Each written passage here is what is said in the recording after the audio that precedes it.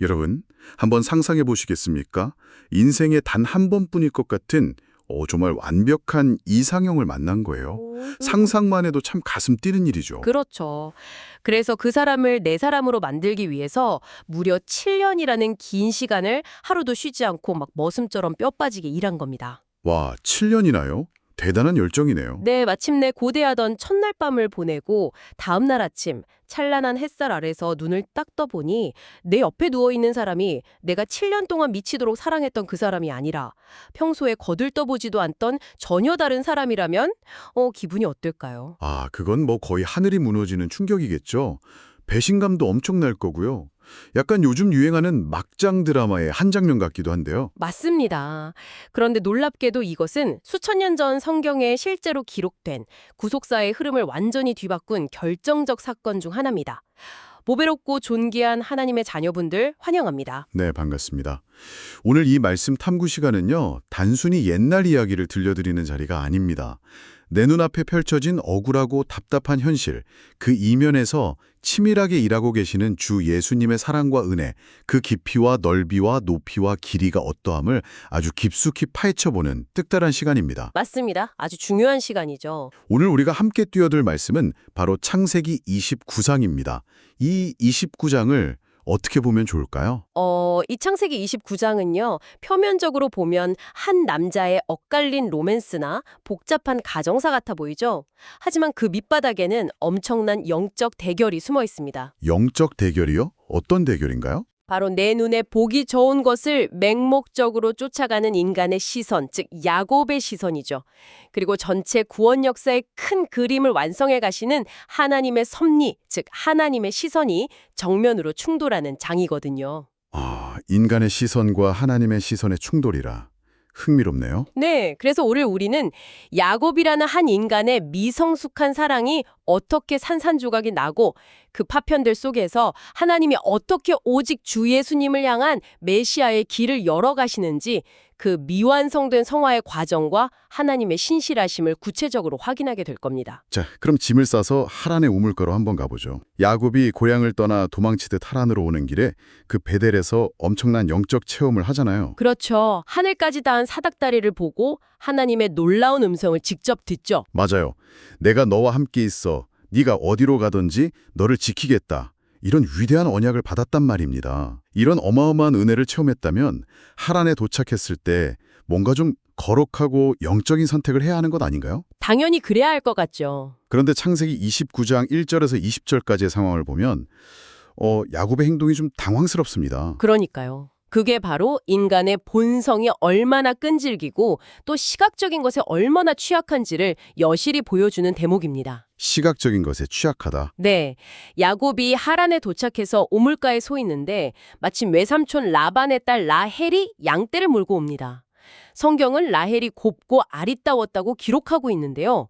야곱은 그야말로 첫눈에 완전히 마음을 빼앗겨 버립니다. 완전히 반해버린 거군요. 맞습니다. 그리고 라헬을 아내로 얻기 위해 외삼촌 집에서 무려 7년 동안 땀 흘려 일하죠.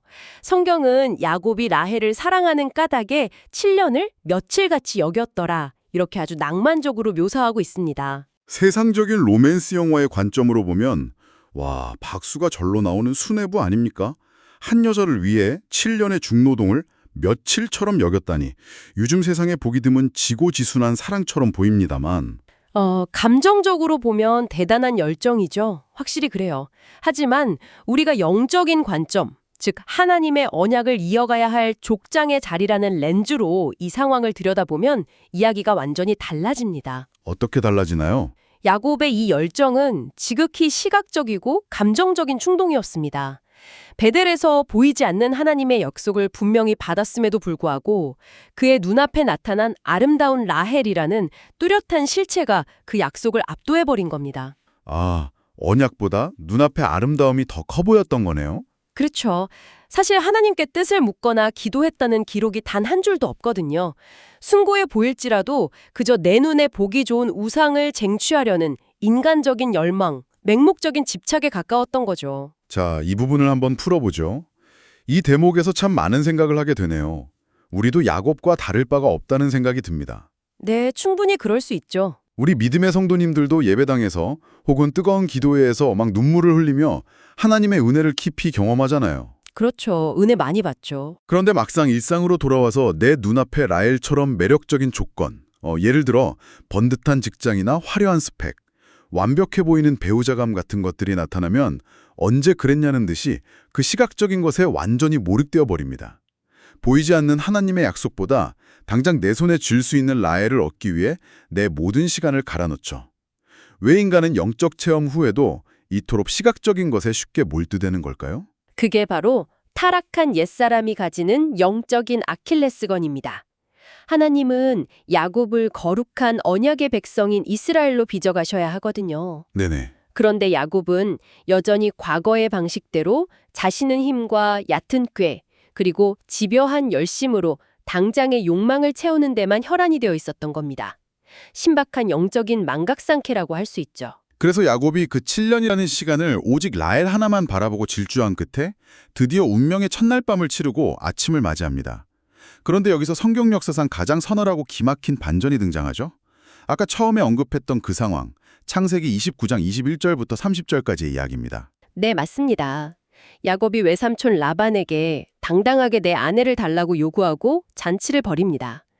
그런데 캄캄한 밤을 틈타 라반이 신방에 밀어넣은 사람은 동생 라헬이 아니라 시력이 약하고 매력이 덜했던 언미 레아였습니다. 와, 진짜 상상도 못한 전개네요. 다음 날 아침 햇살이 비치고 나서야 야곱은 진실을 마주하죠. 성경은 이 순간을 아침에 보니 레아라 이렇게 아주 건조하면서도 뼈 때리는 문장으로 기록합니다. 저는 이 구절을요, 영어 성경을 통해 읽었을 때 그 충격이 더 생생하게 와닿았습니다. 보라 레아였다. 이 짧은 선언이 야곱의 심장을 얼마나 후벼 팠을까요? 그런데 생각해보면 이게 단순한 사기극이 아니라 굉장히 정교하게 짜인 영적인 거울 같다는 느낌이 듭니다. 아주 예리한 지적입니다. 신학에서는 이런 상황을 설명할 때 흔히 보흥의 원리라는 딱딱한 용어를 쓰는데요. 보응의 원리요? 쉽게 말해서 하나님께서 야곱의 고질적인 죄의 뿌리를 뽑아내기 위해 그가 저질렀던 죄의 방식을 그대로 경험하게 하신 겁니다. 야곱이 과거에 어떻게 했습니까? 자기가 동생이면서 눈먼 아버지를 속이기 위해 형의 옷을 입고 들어가서 장자의 축복을 가로챘잖아요. 그렇죠. 바로 그겁니다. 소름이 돋네요. 이번에는 라반이 언니 레아를 어두운 밤이라는 환경을 이용해 동생 라헬처럼 속여서 야곱의 눈을 가리고 들여보낸 거군요. 맞습니다. 철저한 보흥이죠. 그러니까 속이는 자가 완벽하게 속임을 당하는 내 꾀에 내가 넘어가는 이 씁쓸한 상황이 벌어진 거네요. 야곱의 모든 인간적 효액이 완전히 파쇄되는 순간입니다. 네, 야곱은 자기가 세상에서 가장 머리가 비상하고 주도 면밀하다고 자부하며 살았습니다. 그런 야곱의 교만을 깨뜨리기 위해 하나님은 야곱보다 한 수 위인 라반이라는 악한 도구를 기가 막히게 사용하신 겁니다. 라반을 도구로 쓰셨다. 이것이 바로 성화의 과정이 실제로 우리 삶에 적용되는 방식입니다.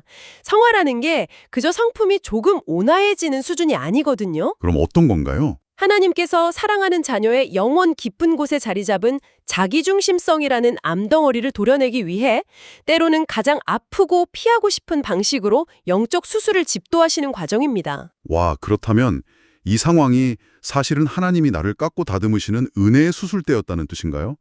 우리는 살면서 이런 억울한 사기를 당하거나 일이 내 마음대로 꼬이면 당장 하늘을 향해 원망부터 하잖아요. 그렇죠. 보통은 화를 내죠. 하나님, 제가 7년이나 열심히 살았는데 왜 저에게 이런 시련을 주십니까? 하고 말이죠. 그런데 사실 그 뼈아픈 배신과 절망의 순간이 내 영혼의 썩은 고름을 짜내고 나를 진짜 하나님의 사람으로 살려내기 위한 유일한 처방전이었다는 거네요. 정확합니다.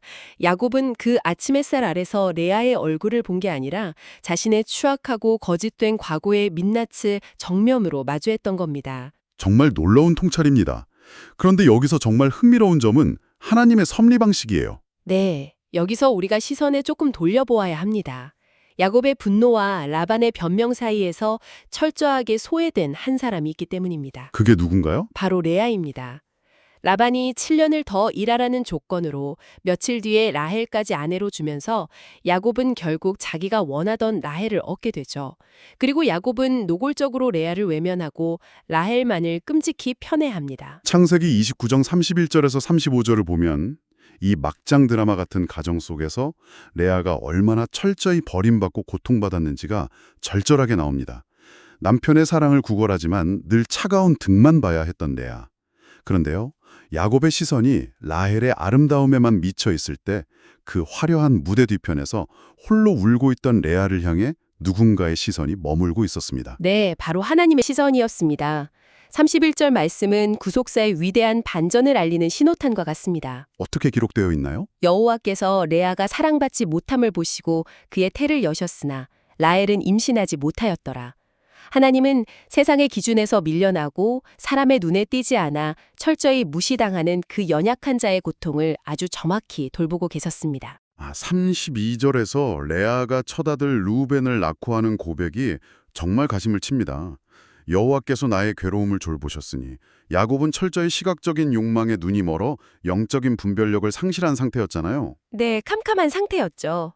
그런데 그 텐트 안에서 눈물을 흘리던 레아는 자신의 상처와 결핍을 세상적인 분노로 터뜨리지 않고 시선을 들어 여호와 하나님을 바라본 것 아닙니까? 그 부분이 레아의 영성이 빛나는 지점입니다.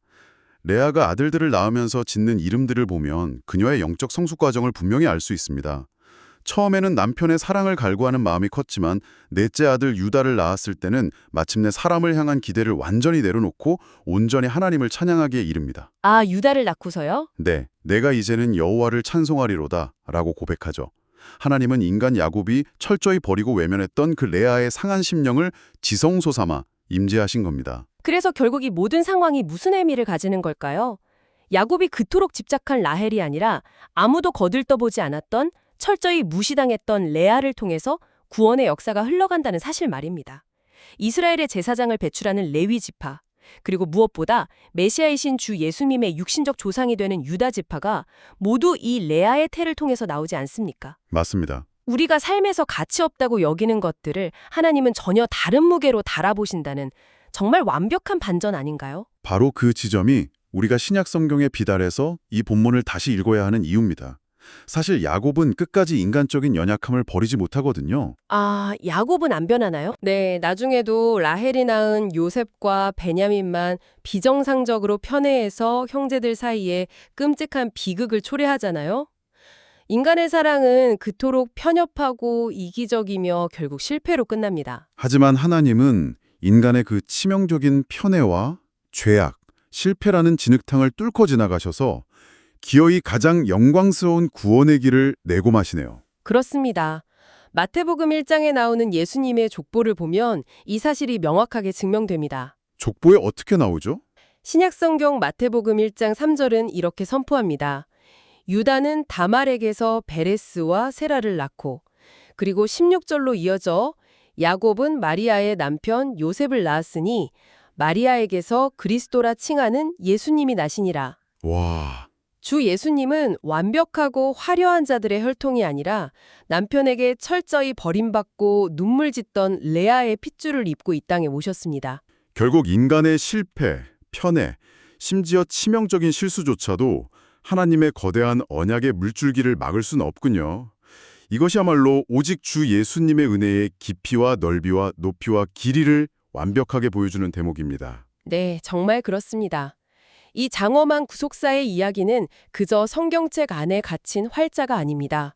오늘을 살아가는 우리 믿음의 성도님들의 실제 삶을 향해 아주 날카롭고도 따뜻한 진리를 던져주고 있죠. 네, 오늘 말씀을 들으면서 우리 성도님들 마음속에도 많은 생각들이 교차하실 텐데요. 이 놀라운 구속사의 이야기가 오늘날 믿음의 성도님들의 삶에 구체적으로 어떻게 적용되어야 하는지 자연스럽게 우리의 삶과 연결해서 한번 정리해보죠. 아주 좋습니다. 우리가 놓치지 말아야 할 세 가지 결론이 있습니다. 첫 번째는 무엇인가요? 우리는 늘 라헬을 원합니다. 하지만 나의 시선보다 하나님의 시선이 항상 옳습니다. 내 뜻대로 되지 않는 환경, 원치 않는 막막한 상황이 사실은 하나님의 가장 완벽한 최선임을 인정해야 합니다. 내 시선보다 하나님의 시선이 옳다. 네. 이사야 55장 8절은 이렇게 말씀합니다. 이는 내 생각이 너희의 생각과 다르며 내 길은 너희의 길과 다름이니라 여호와의 말씀이니라. 내가 계획했던 화려한 7년의 결과가 처참하게 무너진 그 아침, 내 옆에 누워있는 곳이 라헬이 아니라 레아일 때, 그때가 바로 하나님의 더 넓고 위대한 생각이 내 삶에 개입하시는 순간이군요. 맞습니다. 그리고 그것은 자연스럽게 두 번째 적용점으로 이어집니다. 두 번째는요? 바로 고난의 의미입니다. 레아의 삶을 보십시오. 남편의 지독한 냉대 속에서 겪은 그 뼈에 사무치는 고통의 골짜기가 역설적으로 그녀가 하나님을 가장 깊고 인격적으로 만나는 은혜의 지성소가 되었습니다. 고난은 하나님을 부르게 하는 통로입니다. 만약 레아가 라헬의 위치에 있었다면 유다를 낳으면서 이제는 여호와를 찬송하리로다. 이런 영적 고백을 절대 할 수 없었겠죠. 시편 119편 71절에 이런 고백이 있지 않습니까? 고난당한 것이 내게 유익이라. 이로 말미암아 내가 주의 율례들을 배우게 되었나이다. 내 마음을 가장 후벼파는 결핍의 현장에서 주 예수님의 이름을 부를 때 그곳이 바로 하늘문이 열리는 베델이 되는군요. 정확합니다. 마지막 세 번째로 강조하고 싶은 것은 하나님의 신실하심에 대한 절대적인 신뢰입니다. 신뢰요? 창세기 29장의 이 엉망진창인 가정을 보십시오. 인간들은 매 순간 실수하고 탐욕을 부리고 상처를 주었지만 나의 연약함과 환경의 열악함이 하나님의 계획을 막을 수 없음을 믿어야 합니다. 하나님은 합력하여 선을 이루시는 분이거든요. 로마서 8장 28절 말씀이 딱 떠오르네요. 우리가 알거니와 하나님을 사랑하는 자, 곧 그의 뜻대로 부르심을 입은 자들에게는 모든 것이 합력하여 선을 이루느니라. 참 위로가 됩니다. 믿음의 성도님들, 우리가 매일 라헬이라는 화려한 결과물만 달라고 때를 쓸 때 하나님은 우리의 영혼을 살찌우기 위해 겉보기엔 초라하지만 생명을 품을 레아를 우리 곁에 두시는 거네요. 네, 참 적절한 비유입니다. 원치 않는 선물이 사실은 나를 살리는 유일한 해독제였던 셈입니다. 오늘 말씀을 마무리하면서 사랑하는 하나님의 군사 여러분께 꼭 격려히 말씀을 전하고 싶습니다. 네, 부탁드립니다. 지금 겪고 계시는 억울함, 소외됨, 도무지 내 맘대로 되지 않는 그 답답한 하란에서의 생활은 결코 무의미하지 않습니다. 하나님은 야곱의 고집보다 훨씬 강하시고 레아의 눈물보다 훨씬 깊은 분이십니다. 아멘. 주 예수님께서 지금 여러분의 그 답답한 하란 생활 속에서도 묵묵히 영광스러운 길을 예비하고 계신다고 확신합니다. 자, 오늘 말씀 탐구를 마치며 여러분의 마음에 여운을 남기는 질문을 하나 던지고 싶습니다. 네. 여러분이 지금 당장 피하고 싶고 눈을 질끈 감고 외면해버리고 싶은 여러분 삶의 레아는 누구입니까? 혹은 어떤 상황입니까? 참 깊은 질문이네요. 어쩌면 주 예수님은 바로 그곳에서 여러분 가문의 가장 위대한 영적 유산을 시작하고 계실지도 모릅니다. 주님이 여러분을 정확히 보고 계십니다. 다시 한번 힘을 내어 믿음의 경주를 완주하십시오. 오늘의 말씀 탐구는 여기까지입니다. 함께해 주신 보배롭고 존귀한 믿음의 성도님들, 삶의 자리에서 평안하십시오. 주 예수님의 크신 은혜 안에서 늘 승리하시기를 기도합니다. 감사합니다.